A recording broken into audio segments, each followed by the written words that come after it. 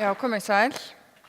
Eins og eflaust flestir hérna inni vita að það mun ný persónuverndarreglugerð koma til framkvæmda innan Evrópusambandsins í maí á þessu ári og á sama tíma ráðgert að hún verði innleidd í íslensk lög.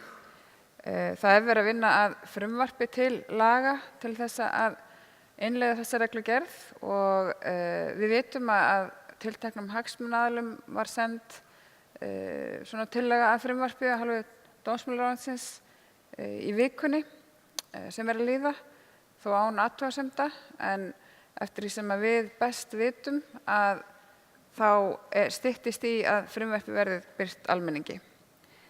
En tilgangur þessara reglugerðar fyrst og fremst að uppfæra regluverkið persónuvernd í samræmi við alla þá tækniþróun og þá alþjóðavæðingu sem átt sér stað á síðustu áratugum. Mikilvægur hluti þeirra tækniþróunar felst einmitt í breyttum viðskiptamódelum. Og það eru þá viðskiptamódel sem að byggja mjög oft á persónugreiningu eða gerð persónusniðs eins og heitir lagalega. Þessi orð, persónugreining eða gerð persónusniðs, þetta nú kannski ekki eitthvað sem sérlega sjálfljóst og ég verð alveg verið það þegar ég að tala um það hvað ég að fara að tala hérna í dag að fólk veit ekkert hvað ég að tala um og ekki heldur lögfræðingar. Og það held ég einmitt að vegna þess að þessi hugtök séu engan veginn sjálfljós. En persónugreining eða gerð persónusniðs, þetta í raun og veru íslenskun á ensku hugtakunum profiling og það hugsa ég miklu fyrir tengi við. Ef þið hugsa bara orðið profiling í tengslu við alls konar afþreyingarefni, sjónvarpun og svo framvegis, þá kannski skils betur hvað átt við. Og flest kannast þið eflaust við cookies eða vafrakökur. Cookies fela í sér alveg dæmigerða persónugreiningu eða tæki til persónugreiningar.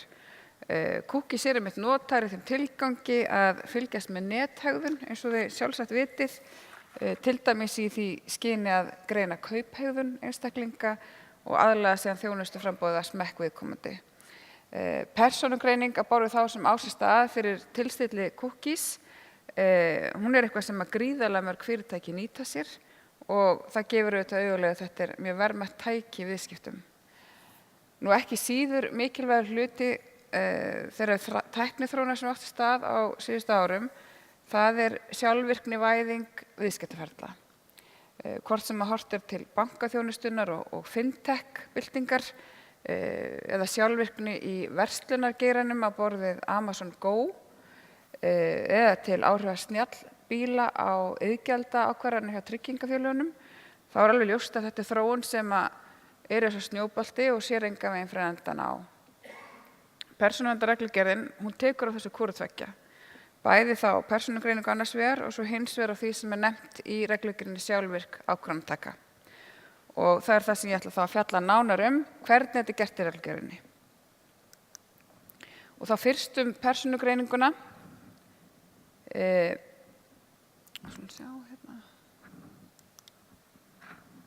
Já, gerð persónusniðs. Gerð persónusniðs skilgreint í reglugerðinni sem hvers kyns sjálfvirk vinnsla persónuupplýsinga sem felst í því að nota persónuupplýsingar til að meta ákveðna þætti varða hagi einstaklings, einkum að greina eða spá fyrir þætti varða frammistöðu hans í starfi, fjárhagsstöðu, heilsu, smekk, áhugamál, áreiðanleika, hegðun, staðsetningu eða hreyfanleika.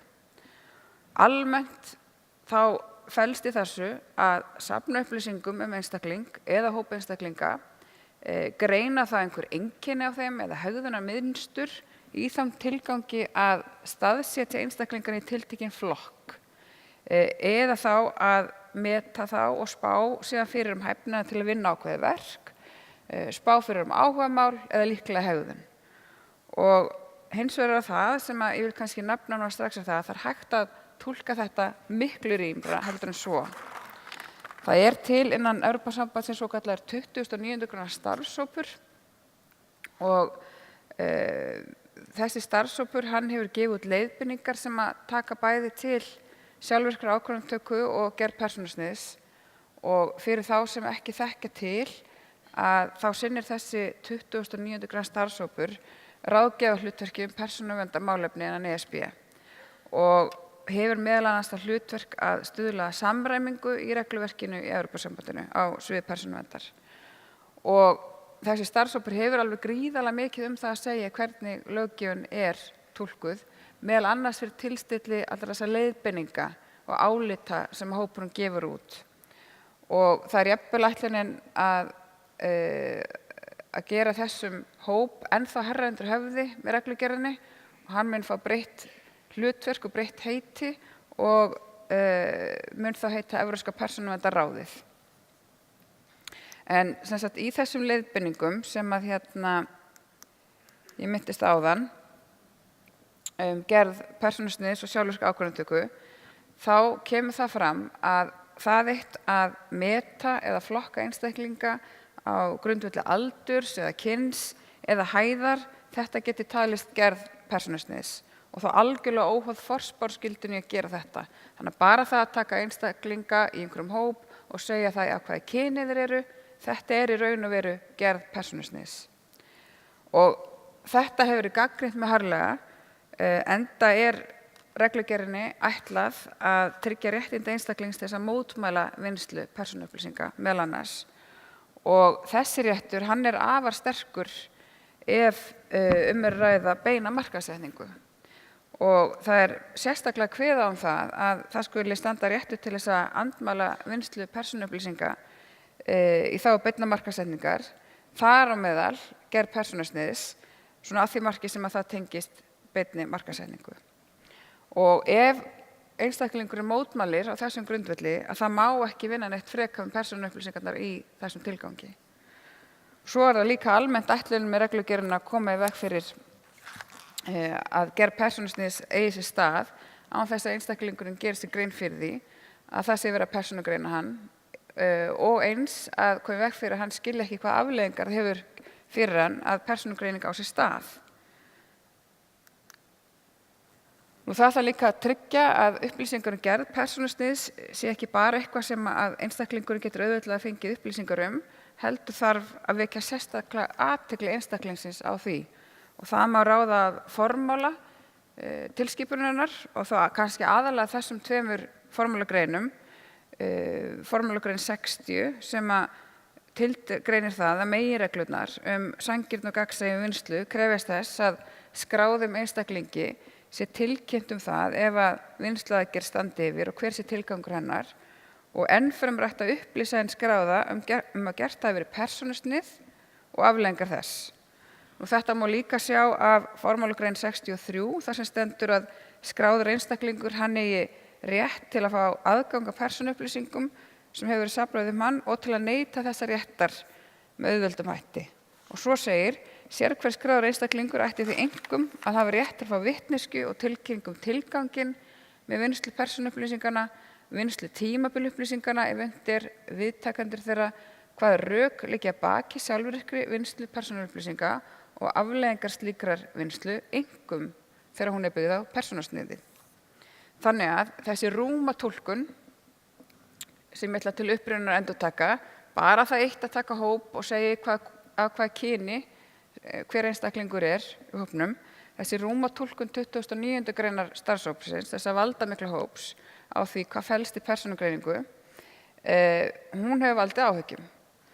Og það einmitt vegna þessarar skyldu til þess að vekja athygli einstaklingsins á gerð persónusniðs og svo þessum sterka rétti til að mótmæla gerð þessa sniðs í markaðssetningarskyni.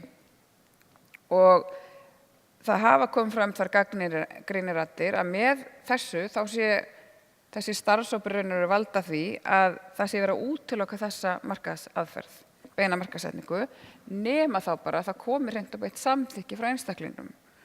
Og markaðsaðilar segja þá að það sé bara einfaldlega óraunhæft að operera á þeim grundvelli, það sé óraunhæft að stunda markaðssetningarstarfsemi sem að byggist á samþykki einstaklingsins. Vegna þess að þetta náttúrulega eins orðið miklu persónubundnara heldur en það var, eins og ég var útskýr í byrjun, eins og kom fram í bæði í hádegisfyrirlestrunum og hérna í fyrirlestri Björns, að aðlögun að smekka einstaklingsins orðin svo mikilvægt tæki.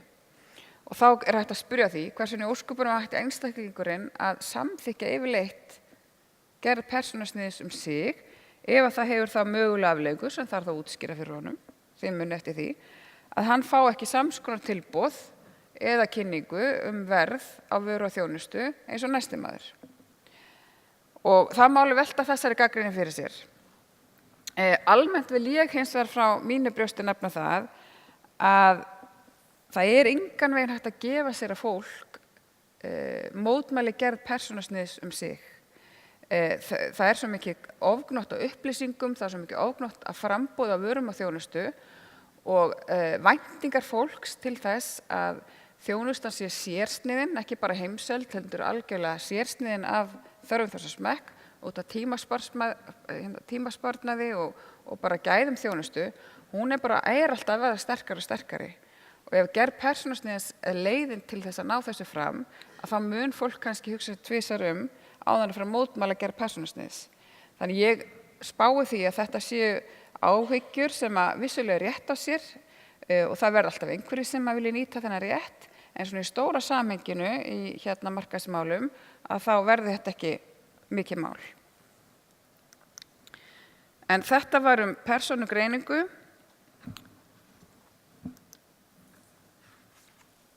og þær kröfur sem reglugerðin gerir í því sambandi. Og ég ætla þá næst að snúa mér að því að fjalla sjálfvirka ákvarðanatöku. Nú, eins og ég nefndi í innganginum að þá tengist þetta hugtak þeirri þróun sem að á sér stað í sjálfvirknivæðingu viðskiptaferla. En ekki bara því, þetta miklu víðtækara hugtak en svo að það sé bundið við viðskiptaferla.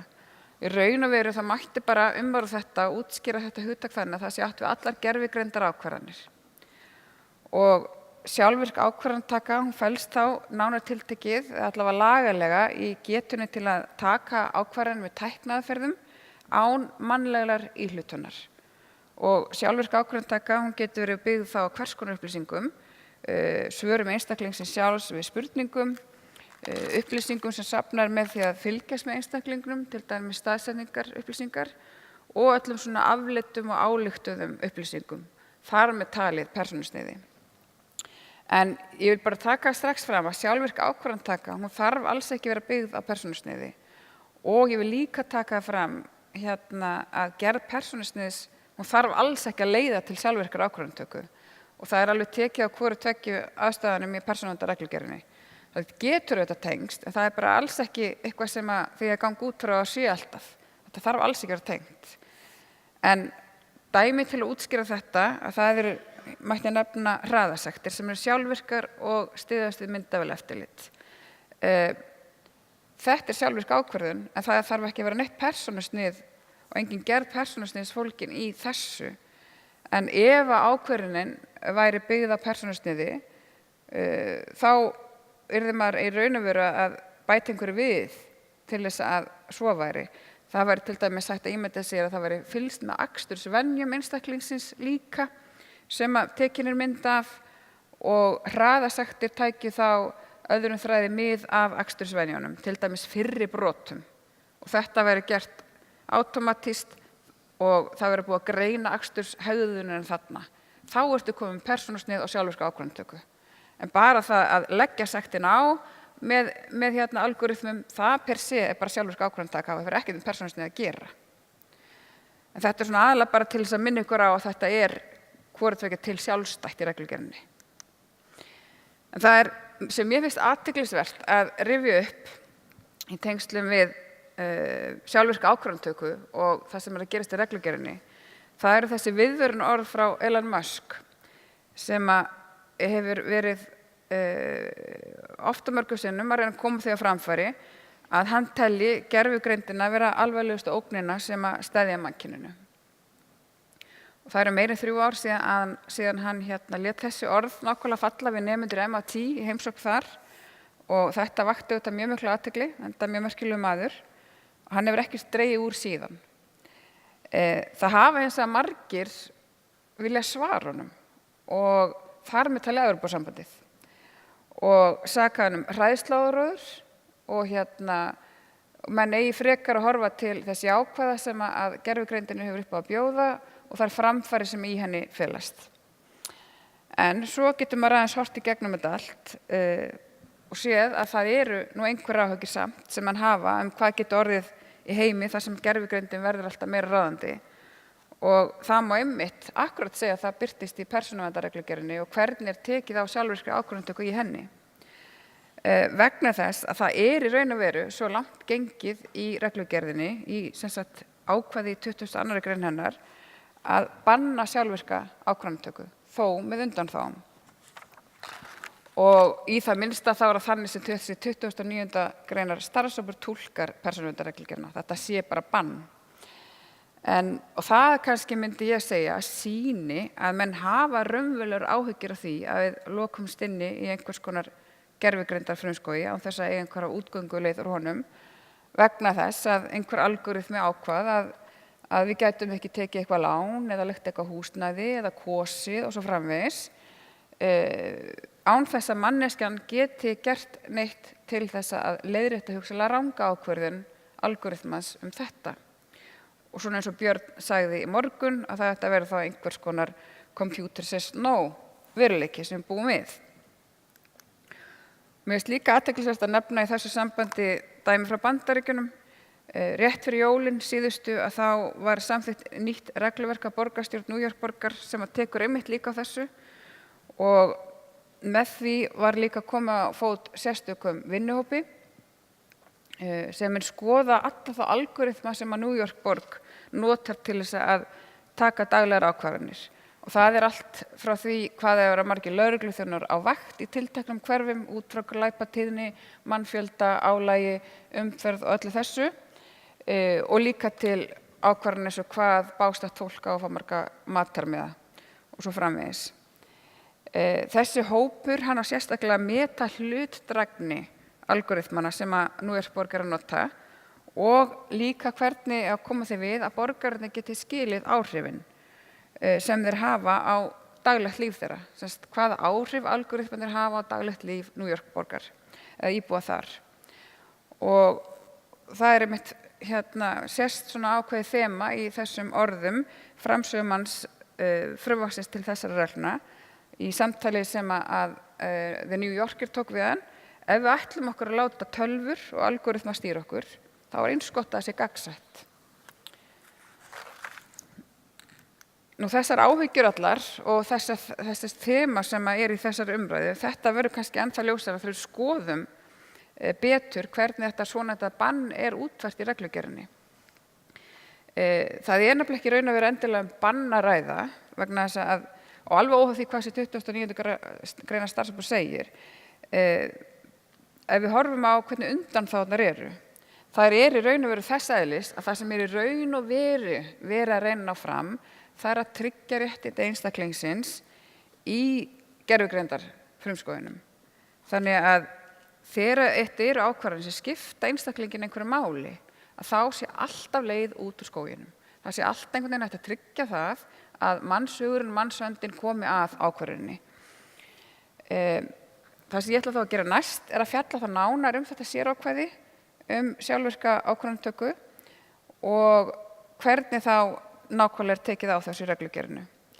En í þessu ákvæði, þessu sérákvæði, að þá segir að einstaklingurinn skuli rétt á því að ekki setja ekki ákvörðun eingöngu á grundvelli sjálfvirka gagnavinnslu, þar með talið gerð persónusniðs, sem hafi réttaráhrif af því að hann sjálfan varðar eða sem hefur með sambærilegum hætti verulega áhrif á hann. Þetta sem sagt meginreglan það í 1. málsgreininni.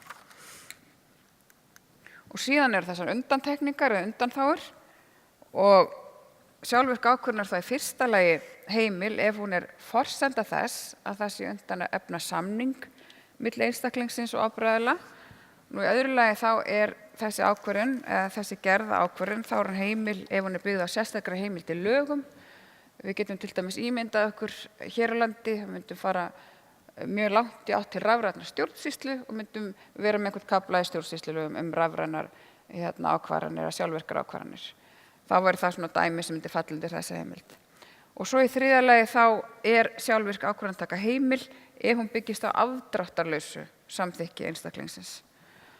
Og þegar einhver af þessum undantekningum á við, þá þarf ábyrgðarinn alltaf að grípa til einhverra ráðstafana til þess að vernda réttindi, frelsi og lögmæta hagsmuni einstaklingsins og í því felst að það þarf að minnsta kosti að tryggja rétt einstaklingsins til mannlegrar íhlutunar af hálfu ábyrgðaraðilans til að láta skoðun sín í ljós og líka til þess að vefengja þessa ákvörðun. Það gilda sérstakar takmarkanir ef þetta eru viðkvæmar persónuupplýsingar sem að liggja til grundvallar sjálfvirkrar ákvörðunartöku, það eru til dæmis heilsufarsupplýsingar. Ef að það verið að taka ákvörðun á grundvelli heilsufarsupplýsinga, þá þarf alltaf afdráttarlaust samþykki eða þá þarf þetta að vera ákvörðun sem á að vera nauðsynleg eða er nauðsynleg til þess að gæta almannahagsmuna og í því tilviki þarf að fjalla það í viðkomandi landslögum, hvað sem það væri. Fyrsta atriði sem ég ætla þá að útskýra nánar, það er þessi takmörkun á ákvæðinu sem að felst í því að það á einungis við svona þetta eingöngu sjálfvirka vinnslu. Þetta þýðir að ákvæðið, þetta sérákvæði, þetta bann, að það á ekkert við ef það er einhver mannleg íhlutun í ákvörðun sem slíkri í upphafi. Og það eru alls konar önnur ákvæði sem þá gilda, bara ekki þetta sérákvæði 22. grein. Mannleg íhlutun, það getur til dæmis átt við ef að það er sjálfvirk tækni sem er notuð til þess að fá einhvers konar meðmæli fyrir tekin einstakling, en svo er það manneskja sem tekur henni endalega ákvörðun, tekur þá kannski einhver aðra breytur inn í auk þá meðmælana sem algoritminn kom með. Hins vegar er líka þannig að ef manneskjan hefur ekkert raunverulegt vald yfir ákvörðunni og ná reynir bara að ýta á endurtakkan, að þá er að ræða eingöngu sjálfvirka ákvörðunartöku. Ákvæði er líka takmarkað við ákvörðun sem hafa annaðhvort réttaráhrif eða sambærileg veruleg áhrif á einstaklinginn. Ég tek fram að ég er aðeins svona að nota mínar eigin útskýringar og þýðingar á textanum. Með réttaráhrifum, að það eru þá áhrif á lagaleg réttindi, eins og til dæmis það að fá að kjósa eða þá samkvæmt samningi. Til dæmis sjálfvirku lokun á síma af því að það er ekki búið að borga símreikningin. Hitt atrið verulega sambærileg áhrif, eitthvað sem er þá sambærilegt eins og réttaráhrif, hefur það mikla þýðingu fyrir einstaklinginn. Það er þá eitthvað sem hefur verulega áhrif á aðstæður, hegðun eða val viðkomandi einstaklings. Dæmi væri þá neikvætt lánshæfismat banka á grundvelli umsóknar netið eða þá rafrænir ráðningarferlar. Þetta er svona skólabókardæmi sambærileg áhrif eins og réttaráhrif. Almennt að þá telst það ekki sjálfvirk ákvörðun sem hefur verulega áhrif á einstaklinginn þegar algoritmar velja hvaða auglýsingar eigi að birtast einstaklingi. Þetta er eitthvað sem menn horfði mjög grannt á hvernig yrði túlkað. En það er sem sagt virðist vera línan. Að það á ekki að líta þannig á að ef þetta er spurning markaðssetningu, val auglýsinga, að þá er þetta ekki að teljast verulega sambærileg áhrif. En hins vegar fráskurður á þessu í því að markaðssetning getur verið þess eðlis að hún teljist það veruleg áhrif. Og þarna mun sjálfsagt reyna mjög mikið á túlkunarreglugerðinni. Dæmi þetta eru þessar einstaklingsbundnu verðákvarðanir sem Björn fór yfir hérna í sínu erindi. Hann fékk alls konar verðtilboð á hótelgistingu og flugi og félagar hans fengu allt annað daginn eftir. Þetta eru einstaklingsbundnar verðákvarðanir. Þær geta haft veruleg áhrif og talist hafa veruleg sambærileg áhrif eins og réttaráhrif á einstaklinginn, en bara ef það er raun og veru útiloka einstaklinginn frá til dæmis því að kaupa þetta flug, af því að segjum bara Björn hefði fengið svo miklu hærra verð í flugi sem var að reyna að panta sér á hótelgistingunni, ég man ekki hvort það var, heldur en félagar hans, hann var í raun og veru útilokaður. Þá er það eitthvað svona verulega sambærilegt eins og réttaráhrif. Alveg samir talið eiga við ef segjum bara einstaklingur í fjárhagserfiðleikum, hann er miðaður út sérstaklega fyrir stöðugar auglýsingar fjárhættuspil. Þá getur það verið veruleg sambærileg áhrif. Að þið heyrið að þessu atriði að þetta, hvað eru veruleg áhrif, það er matskennt. Og ég ætla þá að útskýra næst betur þessar undantekningar frá banninu.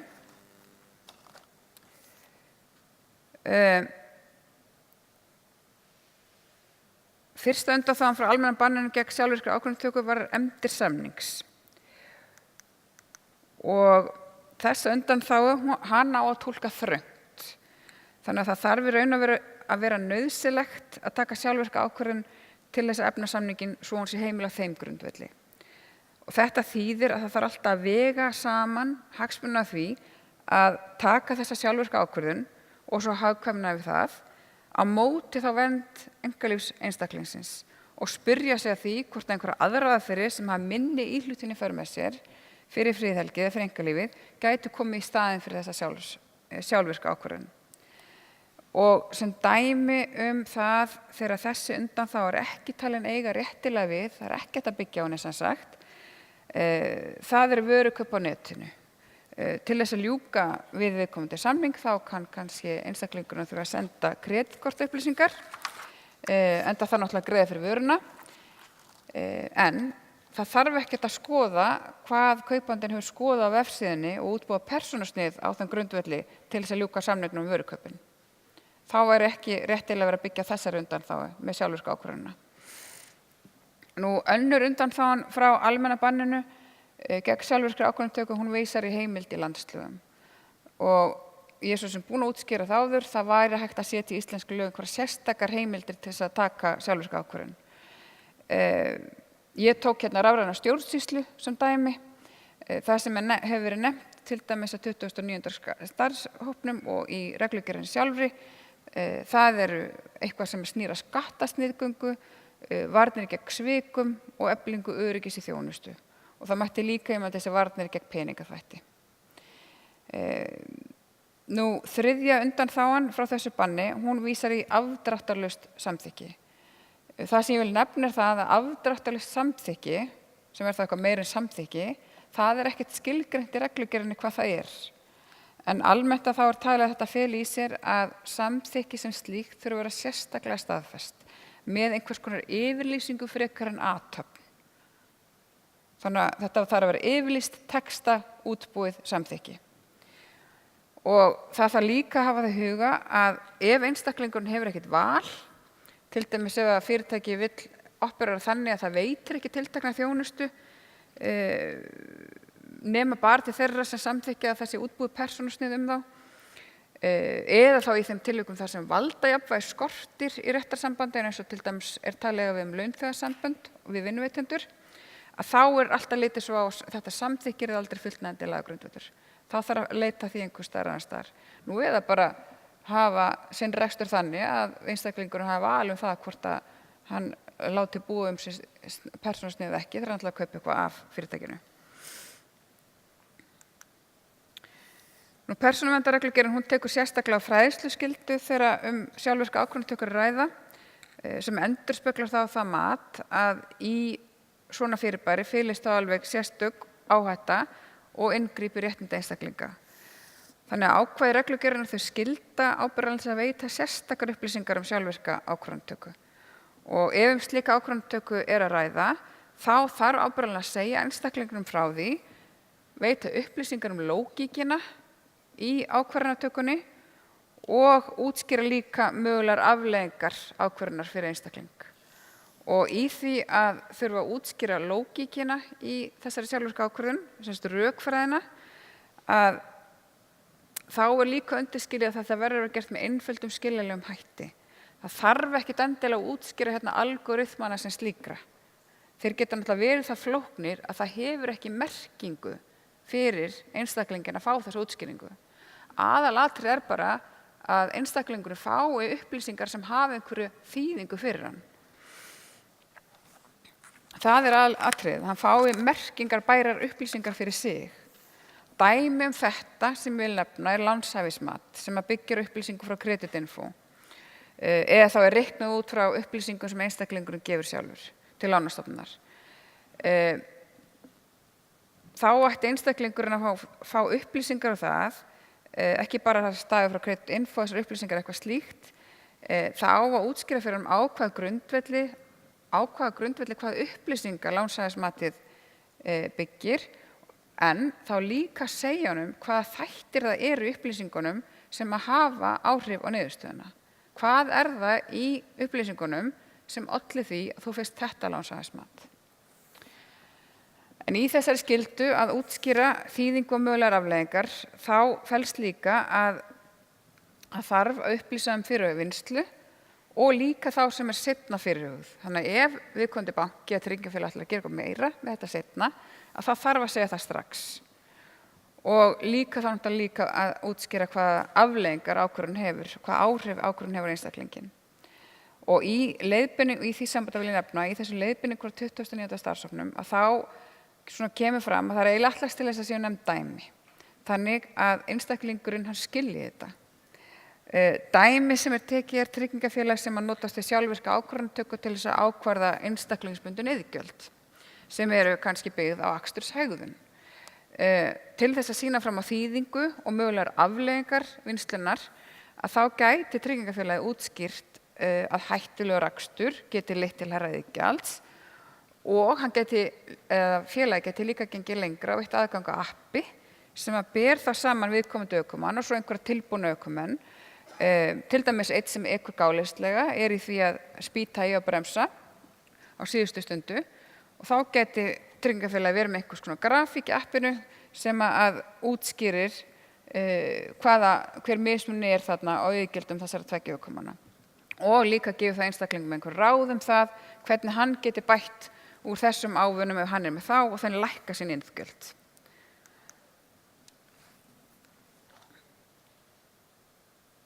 Rautt bara, ok. En já, það sem kannski rétt að árétta þá í lokin, að það að jafnvel þó að einhver af þessum undanþágum eigi við og sjálfvirka ákvarðanatakan sé heimil, að þá einstaklingurinn alltaf rétt að því að fá mannlega íhlutun ákvörðun eftir á. Og við getum bara talað það sem Elon Musk áhrifin. Og það þarf líka að vera einfalt fyrir einstaklingin að beita þessu réttindum sínum. Og það eru heimildir í reglugerðinni til að takmarka þessi réttindi eftir því sem ég kemst næst að það stendur ekki til að gera það í frumvarpinu hér. Það verða hins vegar takmarkanir öðru réttindi sem hafa áhrif á sjálfvirka ákvarðanatöku, eins og til dæmis aðgangsrétt og öðru slíku. En síðan vil ég það bara í lokin nefna það að það má ekkert gleyma því að það eru ýmis almenn ákvæði í reglugerðinni sem hafa áhrif sem eiga við bæði persónusnið og líka sjálfvirka ákvarðanatöku, rétt eins og alla aðra vinnslu. Og dæmi það væru meginreglur persónuverndar, svo sem að vinnsla skuli lögmæt, sanngjörn og gegnsæ. Sem dæmi, og þetta bara það í lokin svona rétt, sem dæmi ósanngjarna gerðarnotkun persónusniðs, að það mætti nefna þá það að flokka niður fólk eftir í hversu fjárhagslega viðkvæmt það og svo boð til þeirra sem eru kannski verst staddir að fá einhvers konar óhefðbundnar fjármálavörur. Til dæmis segjum bara skammtímalán sem á að greiða tilbaka bara þegar viðkomandi fyrir útborgað, en þá með einhverjum svona dálítið háum vöxtum. Það talað að það væri ósanngjörn vinnsla persónuupplýsinga. En það kemur þá ekkert öðru við heldur en bara þessari sanngirnisreglu. Svo þakka ég fyrir.